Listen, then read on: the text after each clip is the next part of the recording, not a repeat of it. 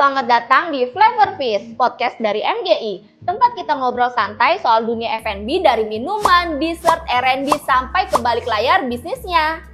Nah, karena hari ini episode pertama, kita mulai dari yang paling dasar tapi penting. Sebenarnya MGI itu siapa, ngapain, dan kenapa banyak bisnis minuman lahir dari sini? Hari ini sudah hadir Bang Adiza. Head trainer dari MGI yang sehari-harinya turun langsung mendampingi UMKM, booth minuman sampai kafe dan restoran. Ya, betul. Jadi kalau kalian lagi kepikiran mau mulai jualan, lagi bingung soal menu, atau pengen tahu kenapa tiap Ramadan bisnis minuman selalu rame, episode ini cocok banget buat kamu. Jadi stay tune ya. Nah Bang Adi, banyak orang yang dengar nama PT Mutiara Gemilang Indonesia, tapi sebenarnya PT Mutiara Gemilang Indonesia itu apa sih? Boleh dijelasin nggak? Nah, PT Mutiara Gemilang Indonesia itu adalah salah satu distributor bahan baku minuman nih teman-teman yang ada di Indonesia, di mana HO-nya ada di Jakarta Barat. Cabang kita itu di Bandung, Surabaya, Semarang, Bali, Makassar, dan kemarin kita baru buka di daerah Medan. Belum lagi kita ada titik-titik distributor. Gitu.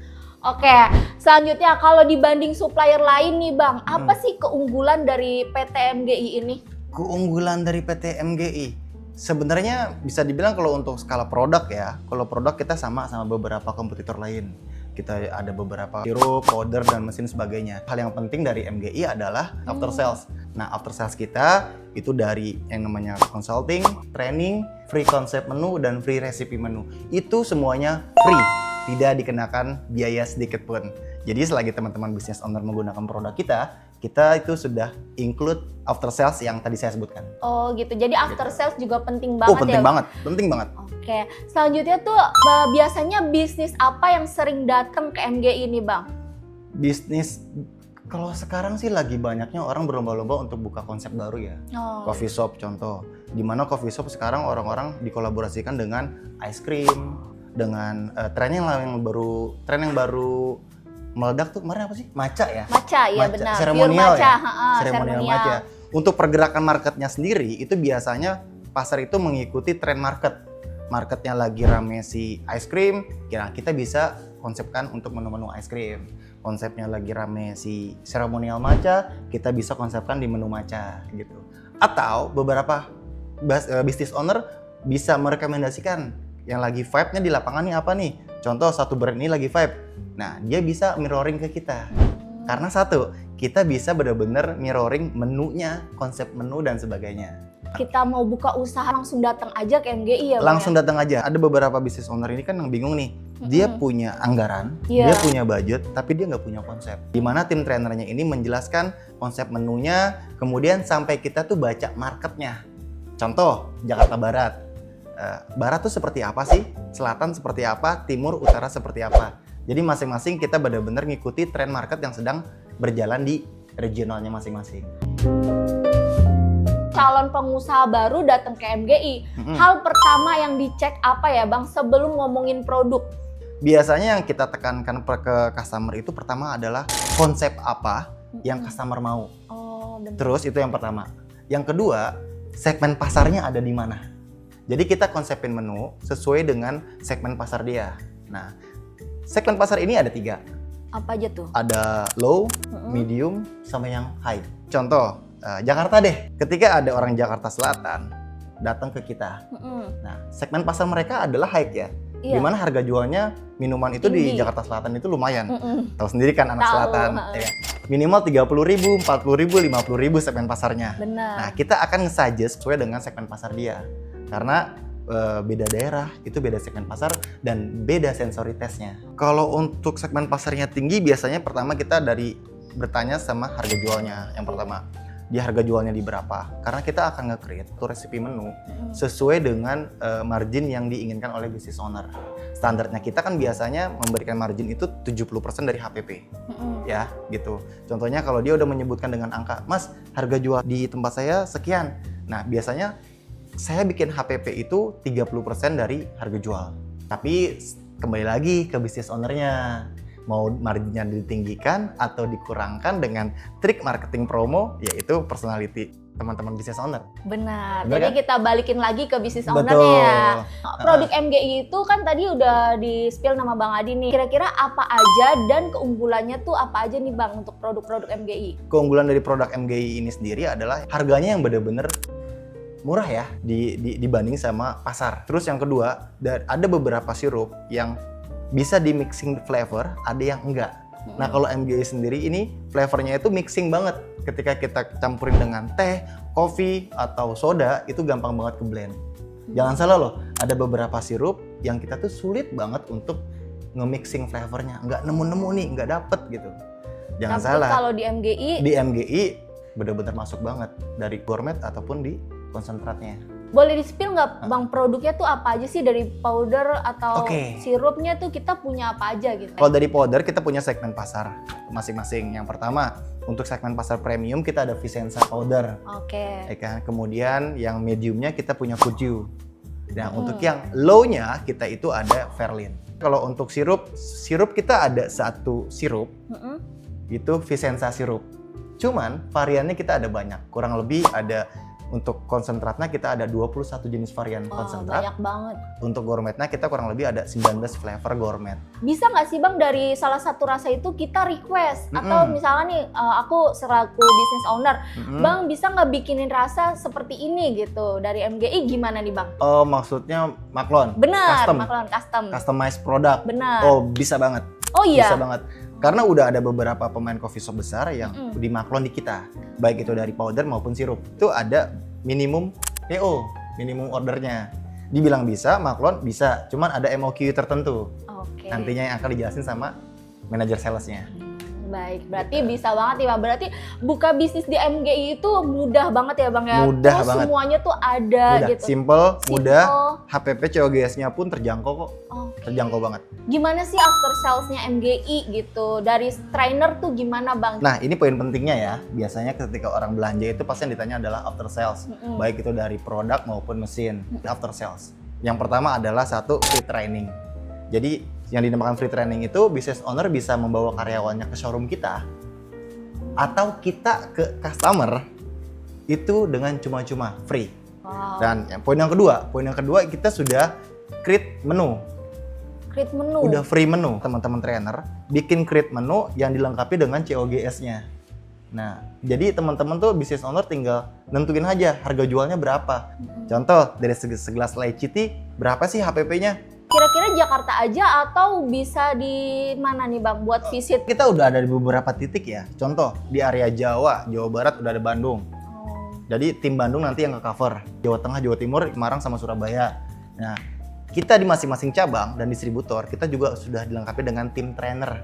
Jadi jangan khawatir buat teman-teman yang di luar Jakarta pun masih bisa dapat after sales itu dari teman-teman kita yang ada di cabang ataupun distributor. Dan kita di distributor cabang pun sudah dilengkapi dengan showroom. Sama seperti kita. Sama kayak di Ada head open office bar-nya Jakarta. juga. Oh. Gitu. Berarti fasilitasnya juga udah lengkap.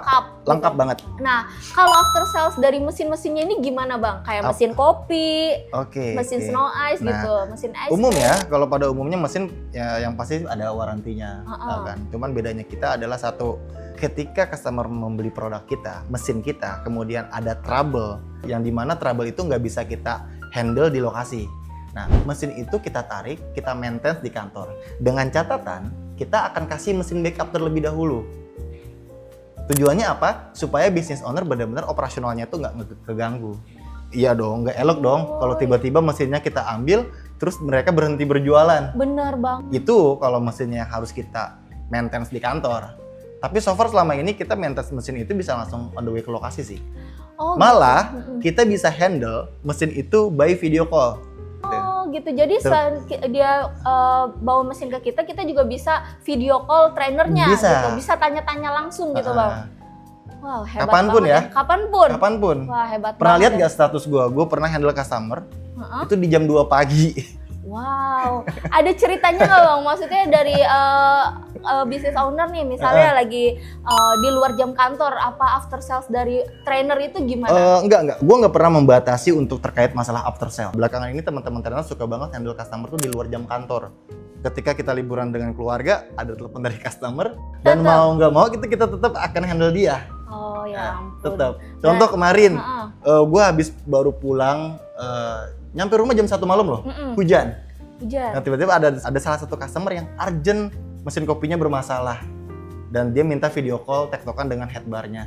Dan ya selagi gue masih bisa handle, gue belum tidur, gue masih bisa, ya karena itu salah satu after sales dari kita. Komit lah kita. Bener. Nah jadi business owner nih, after sales dari MGI itu bagus banget. Jadi kalau misalkan ada kendala mesin, kita bisa dipinjemin penggantinya ya Bang ya? Ya, dikasih pengganti terlebih dahulu. Yang penting operasional toko atau outletnya itu tetap lancar, berjalan. Tetap cari omset. Bener, wah bagus banget nih. Pokoknya ini nilai plus sih Bang Nilai ya. plus banget. Nilai plus Dan gue banget. pasti jamin, ya sorry to say, gue bukan jumawa ya. Teman-teman boleh compare dengan beberapa kompetitor lain yang bahwasanya ada nggak after sales-nya seperti PT Mutiara Gemilang Indonesia? Nggak apa-apa. Kalau misalnya didengar dari ceritanya, aku tuh Kalau posisi lu jadi business owner gimana? Bener, lu tertarik jadi nggak? tertarik banget sih. Nah Bang Adi nih, business owner nih visit ke kantor MGI, terus suka banyak bingung nih, milih menu, terus konsep cafe itu dari tim trainer MGI itu kayak gimana Bang nanggepinnya? Tujuan utama kita adalah relationship. Gimana pertama kita ngobrol dulu sama beliau kebutuhannya apa. Jadi kita harus tahu dulu nih konsep si business owner tuh seperti apa, kebutuhannya apa. Nah, ketika kita udah bedah maunya apa, konsepnya apa, di segmen pasar di mana, nah baru kita untuk pengaplikasian menu. Karena kita akan tahu nih harga jualnya di berapa. Karena kita akan nge-create sesuai dengan harga jualnya. Contoh, harga jual dia segmen pasarnya low nih, di angka katakanlah 10.000. Iya. Terus kita bikin di HPP 7.000. Kan nggak mungkin banget kan. Kalau gue pribadi jadi business owner, gue pasti kerja bakti. Bener. HPP 7.000, harga jual 10.000. Karena target gue bikin minuman adalah gimana caranya gue dapat margin 70% dari HPP-nya gitu. Ngomong-ngomong tentang HPP nih Bang nih, kesalahan perhitungan cost atau HPP kan sering terjadi untuk bisnis. Nah gimana sih cara MGI bantu bikin margin yang sehat itu gimana? Nah biasanya miss yang ada di lapangan adalah ketika Mas atau Pak, gue udah ngejalanin nih HPP lu, tapi kok per bulannya gue masih boncos ya, kadang-kadang gue suka kecolongan. Nah biasanya itu ada di maintenance. Contoh, ketika seorang barista bikin teh, terlalu over nih, kebanyakan, ujung-ujungnya spoil kan? Iya. Nah, itu kalau sehari lu orang di cafe spoil 2 liter kali seminggu, kali sebulan, udah berapa? Banyak banget sih. Banyak banget kan? Nah, makanya di sini kita juga ngajarin perkiraan. Makanya gue tuh selalu ngajarin ke business owner, kalau memang kalian udah bisa ngebaca traffic penjualannya, kalian bisa bikin skala besar. Tapi kalau kalian masih usaha baru, katakanlah traffic penjualannya nih belum ketahuan nih, kalau bisa teman-teman business owner tuh maintenance. Contoh, gue harus prepare tehnya secukupnya, ya kalau kurang gue bikin lagi. Ngerti gak maksudnya? Ngerti. Contoh, gue mau bikin base espresso contoh, ya seperlunya aja gitu. Kalau memang sepi nggak perlu di-prepare, better on the spot. Pantesan aja banyak banget nih bisnis minuman yang mulai dari MGI ya Bang. Betul. Ya? Karena gitu. Sedetail itu loh dijelasin tentang biaya operasional, HPP-nya sampai cost-nya tuh benar-benar dipikirin sama tim trainer dari MGI. Betul. Gitu. Ketika kita edukasi business owner sudah rampung nih, biasanya sudah oke. Nah terus ketika penyampaian di lapangannya itu berbeda, karena kan business owner ini akan nyampaikan lagi ke karyawannya dong. Benar. Contoh, dari harga leciti ya. Sirup kita kalau kita breakdown itu kan harganya 110 ya.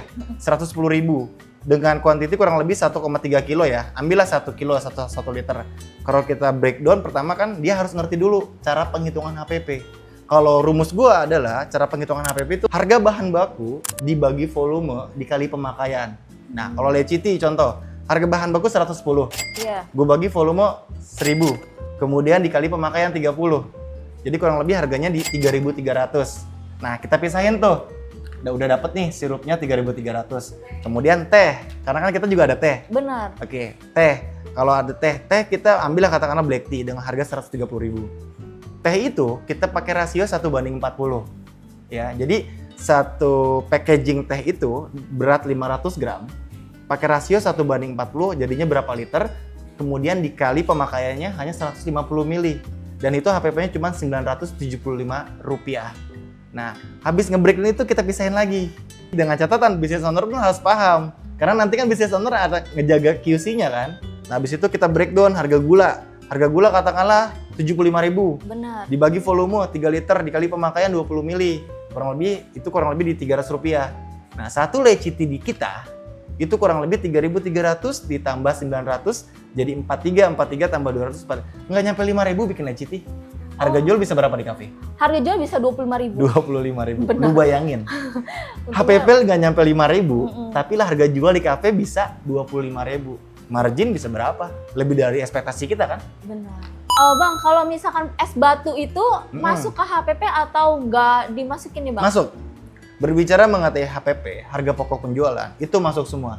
Termasuk dari biaya listrik, kemudian biaya karyawan, itu semua ada rumusnya. Jadi bisa dibilang itu pun termasuk. Kita nggak cuma ngitung HPP dan sebagainya, kita set up. Contoh, ketika kita ada customer beli mesin kopi kita ke kita, mesin ice cream, smoke ice dan sebagainya, kita tuh selalu instalasi ke sana.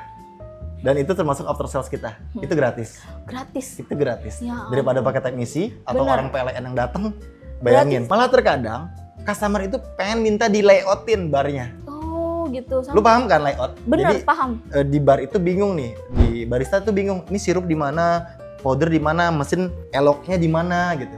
Dan itu benar-benar kita yang set up. Oh gitu ya. Jadi terima beres. Bener-bener kalau misalkan di posisi balik lagi nih aku jadi business owner, bener-bener pengennya Full langsung service kan? datang ke MGI Ya, karena bener-bener gitu. full service Full sampai service banget. setup pun dipikirin. Tapi gitu. bukan interior ya. Iya, Interior tahu, kita heeh. enggak Jadi include setup interior. kayak misalkan kadang suka bisnis owner apalagi yang pemula yang baru banget Betul. buka bisnis, buka kafe itu agak kesulitan Bang. Benar. Buat naruh mesin kopi, mesin ice cream tuh di mana sih yang baiknya, Betul. terus yang nyamannya gitu loh Bang. Karena kita mikirin juga nih Kin, contoh kayak mesin kopi ini beratnya berapa kilo sih, mejanya tahannya pakai apa, itu sampai ke situ loh. Kita kayak tukang ya, bukan trainer. Tapi itu termasuk tukang. keunggulan Bang Ya, dari nah MGI. itulah salah satu keunggulan dari Benar. PT Mutiara Gemilang Indonesia. Betul. Sampai kita menanyakan dayanya berapa watt di sana. Terus sampai kita menanyakan ada groundingnya nggak? Karena kan terkadang ada mesin yang tidak menggunakan grounding, itu nyetrum loh. Oh iya. Pernah nggak? Oh Pernah iya, nggak iya. ngalamin? Ada. Lu ada di dekat mesin kopi atau mesin es krim, Es krim. pas lu sentuh sedikit nyetrum. Itu Pernah. biasanya grounding. Oh. Nah, gitu. gitu Jadi sampai si detail itu tuh Betul. dipikirin sama tim trainer gitu. Jadi kita tuh selaku business owner yang baru buka bisnis nggak perlu bingung, nggak perlu pusing, tinggal tanya aja, konsultasiin aja. Betul. Dari tim trainer pasti selalu ngebantu gitu ya Bang. Pasti. Ya? Lanjut. Nah Bang Adi, dari tadi kita udah bicara banyak nih Bang. Kayaknya ngomong-ngomong kita aus nih Bang nih. Gimana kalau misalkan Bisa aus juga. bener, bisa dong Bang ya. Gimana kalau kita sediain kopi creamy nih Bang, Nah, dari oke. MGI spesial buat Creamy Bang coffee, Adi. creamy coffee. Gue suka. Creamy Gua suka. coffee, suka kan? Gue suka creamy coffee. Oke, Jangan gitu. terlalu strong coffee-nya, creamy-nya dapet. Ya, pokoknya soft lah. Oke, kita punya kopi creamy yang dari MGI ini Bang ya. Langsung aja. Lu pakai apa nih? Raptor ya? Raptor apa Electra? Kita banyak lo berapa mesinnya lo, tipenya. Kita pakai yang otomatis sih Bang ya. Yang simple ya. Simple aja, biar satset Betul. anti ribet. Nah. Langsung aja. Oke Bang Adi, silakan diminum. Kita minum ya, cobain. Ini yakin nih creamy nih. Lu yakin nih creamy? Creamy banget Bang ini rasanya. Ini bikin siapa? Enak. Dari trainer MGI dong tentunya. Bang boleh spill nggak nih Bang, kenapa kopi gula aren ini jadi se-creamy ini Bang? Nah, oke. Ini Creamiera. Wow. Jadi di gue itu sekarang nge-create menu yang creamy, gue udah nggak pernah pakai fresh milk lagi. Oh gitu. Nah biasanya kan kalau lo kan bikin kopi susu atau kopi-kopi yang lagi vape ya, contoh kayak caramel macchiato, kopi susu gula aren, nggak lepas dari fresh milk. Nah ternyata gue tuh sempet takjub sih sama nih produk Creamiera. Creamiera ini kandungannya itu udah fresh milk, evaporasi sama creamer. Jadi gua nggak perlu lagi creamer, gua nggak perlu lagi fresh milk. Cukup Creamiera gua combine sama air putih. Lu percaya gak? Gua campur pakai air putih. Jadi ini dicampur sama air putih Air Bang? putih, tetap pakai ingredientsnya kopi gula aren. Udah jadinya seperti ini. Oh gitu. Tapi kita perlu pakai susu lagi nggak nih Bang? Oh, nggak. Oh iya? Enggak. Tapi ada beberapa customer yang campur lagi dengan susu, tapi kalau menurut gue ya terlalu creamy ya. Jadi gue kayak enek. Oh gitu. Jadi Creamera ini bisa buat pengganti susu juga ya Bang? Bisa dibilang gitu ya? Alternatif pengganti susu, creamer, dan gue pernah coba, ini bisa alternatif pengganti santan. Oh jadi selain makanan, selain minuman, dia juga bisa Ya. buat makanan? Santan bisa. Oh gitu. Lu pernah gak bikin mie instan di rumah? Mm-mm. Pernah gak sih lu nyobain mie instan di rumah pakai susu? Pernah sih Pernah yang ya? ala creamy gitu Nah, ya? kayak bikin Carbonara carbonara, ya? cream soup, kayak Iya. fettuccine da Vinci kan. Iya. Nah, gue pernah bikin mie instan, gue pakai creamera sedikit. Gue pakai 50 ml. Dan itu udah bener-bener creamy banget, kayak gue pakai fresh milk sama si creamer gitu. Nah, berarti ini cocok banget nih buat ide makanan untuk di kafe ya Bang ya? Menu-menu kafe bisa pakai Iya. ini ya Bang ya? Kayak soto. Mm-mm. Soto Betawi ya. Soto Betawi ada yang pakai santan juga kan. Soto, kemudian tom yum, lu tuh tom yum kan? Tom yum ya? Tom yum, pokoknya yang cream soup gitulah.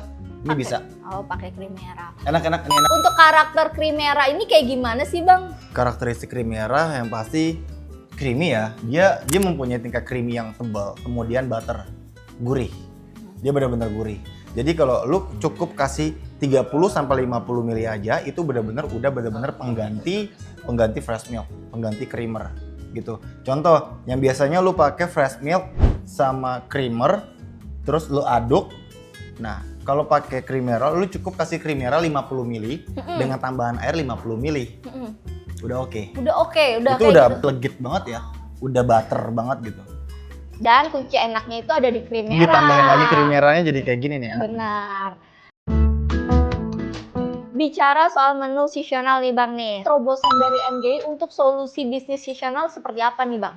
Oh, terobosan berbicara menu-menu Ramadan. Oke. Nah, Ramadan itu biasanya kan menu-menu yang bener-bener instan ya. Benar. Kita nggak bisa. Lu lihat deh coba deh pinggir jalan.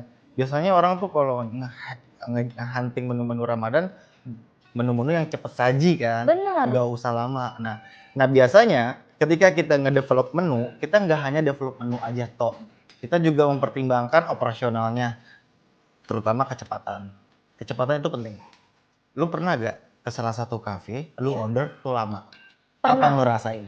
Bete sih Bang. Bete banget Kayak, ya? nunggu aja Sama. lama banget. Nah, Benar. kalau dari trainer sendiri, kita ngajarin trik and tricky-nya supaya operasional itu berjalan. Gimana tuh Bang? Kembali lagi ke tadi ke layout. Mm-mm. Itu tadi Kak, yang gue ceritain. Oh Nih iya. sirup di sini, powder di sini, softcase di sini gitu.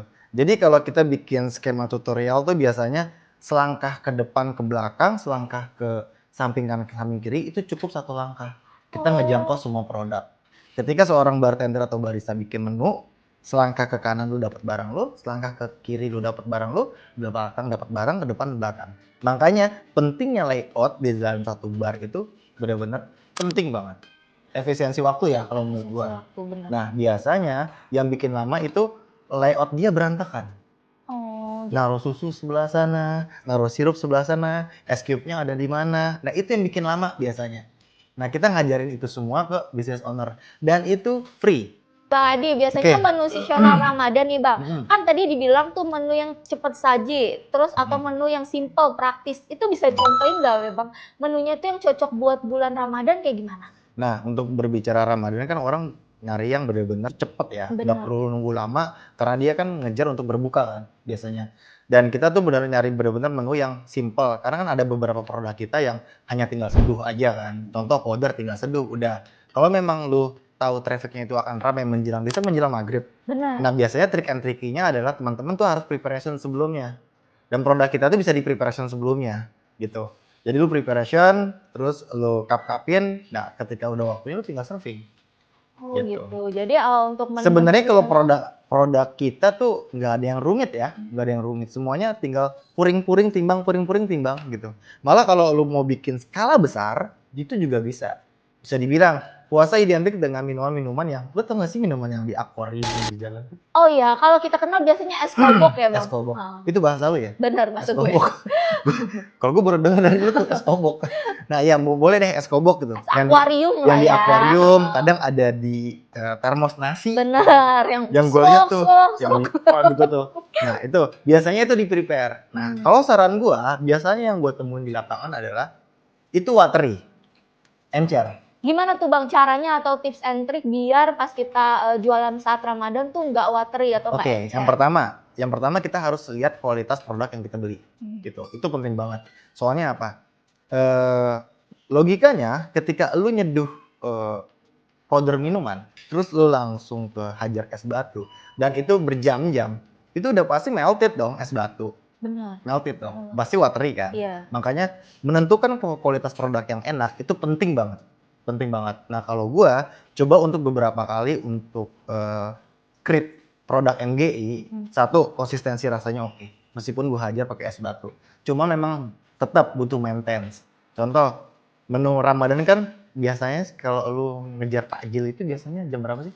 Jam 5, jam 4, jam 5 kita udah ngajar. Jam 5 lah ya katakanlah jam ya. 5. Kalau lu hunting jam 4 kelamaan ya. Iya. Oke. Jam 5 ya katakanlah. Jam 5 lu beli. Nah, di setengah 5 lu tuh udah prepare.